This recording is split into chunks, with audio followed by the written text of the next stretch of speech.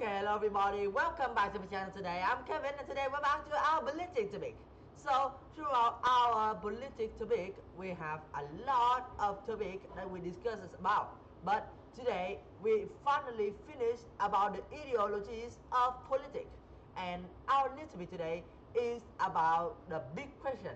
So for some people who don't really understand what is a big question, that means we are going to discuss about the question that is a big problem that cause a lot of things for the citizens or for the human around the world from now on. So from this moment we are going to start with the human rights. So our topic today is about the rights of human, as I said. So let's come straight into our topic. So you guys can see the human right is the right we all have simply because we are human. So why we have human rights? The human right was created by the government from all over the world by going to discussing and going to argue and debate with each other. After they talk and having their own opinion mixed with each other, they finally accept the human rights for all over the world. Okay, the rights mean that how a person should be treated and what should them be able to have, such as clean air to breathe, or most of the let's say, or a good house, or even good clothes, or good meals. Okay, so that's what we call rights. The rights is a thing that a human should have or should be treated.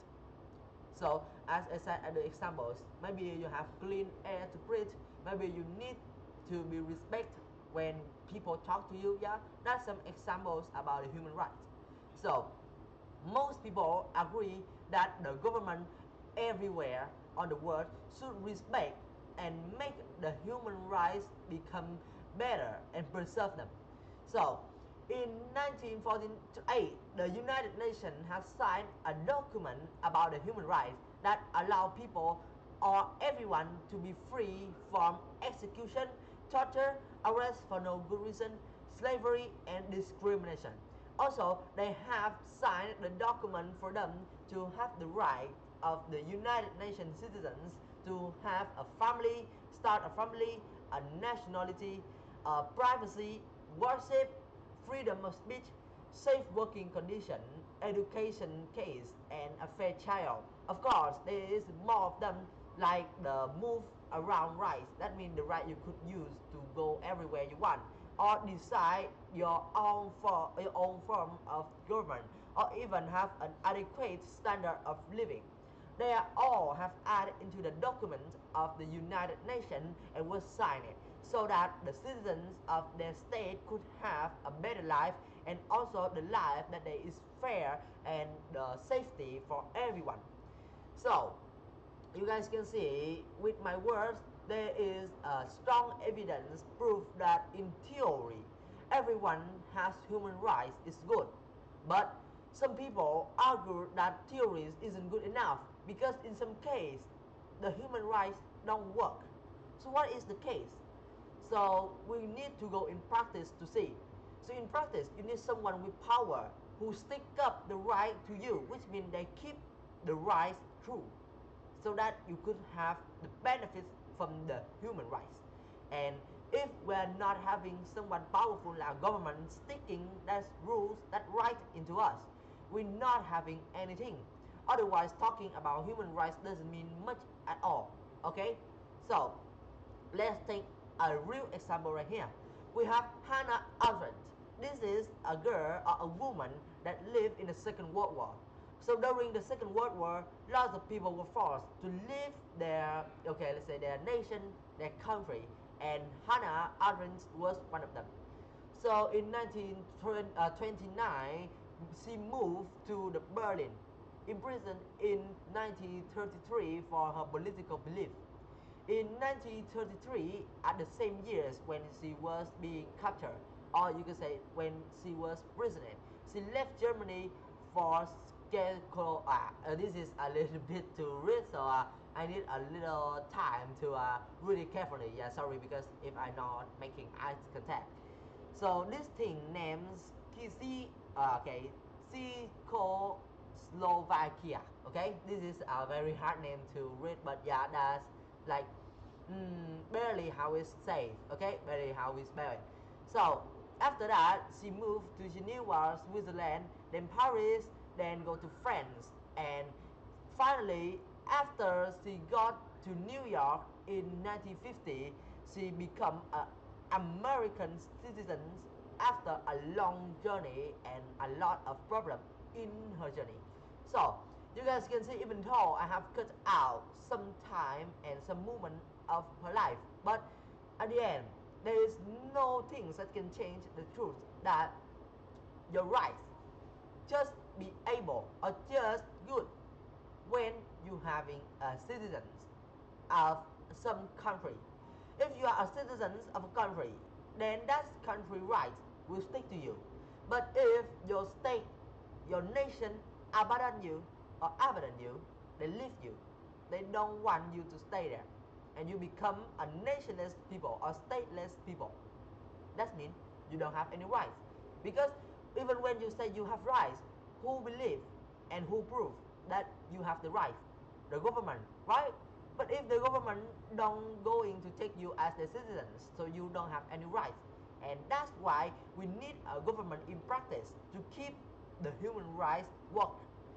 And Arendt has described her experience as a statelessness, as I said, because she was a stateless people.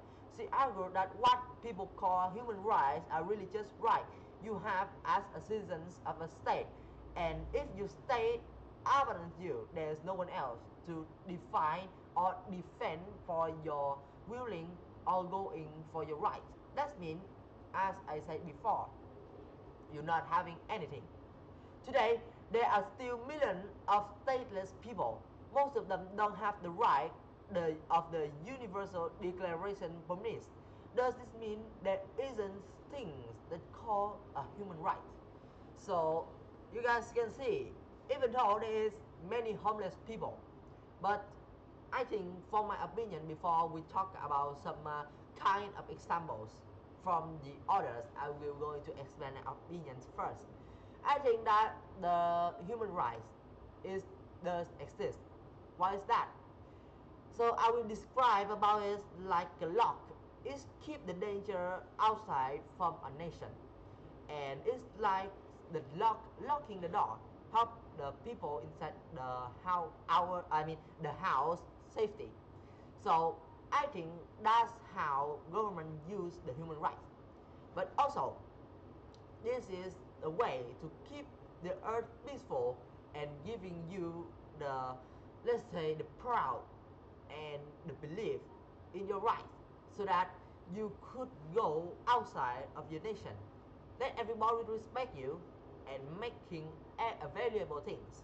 Because after all, every right, every rules that made from the government or everybody else that was or is a leader will always lead to one goal: protect the society and make it grow better. So even when you know that there is a lot of problems and points that we didn't discuss or figure out in the human rights yet, but I think that the human rights is like necessary and we cannot break it.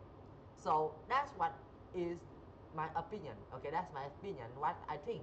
And now let's come to some examples of the opinion from the other people. So some of them think that talking about human rights is vital. Even if we don't manage to protect everyone's human rights all the time, we still need something to aim for and keep the society safe. Some others say that it's true that not everyone have the right protected. But talking about human rights mean that we also use it to make the society become safer and also prevent the bad people to abuse the human rights. So the human rights is also a tool for you to keep the bad people in jails and prison them, and also help us to figure out what is the abuse in the human rights. Yeah, so there is many use of the human rights. Okay, so for you, how far should we going or willing to go for the human rights? Should we going to protect it that far, or should we willing to go to war? Okay, so that's all I want to say with you guys today. Thank you for listening, and yeah, our video is quite long, so I think I might end my clip here, and yeah, see you next time, my viewer. Bye bye.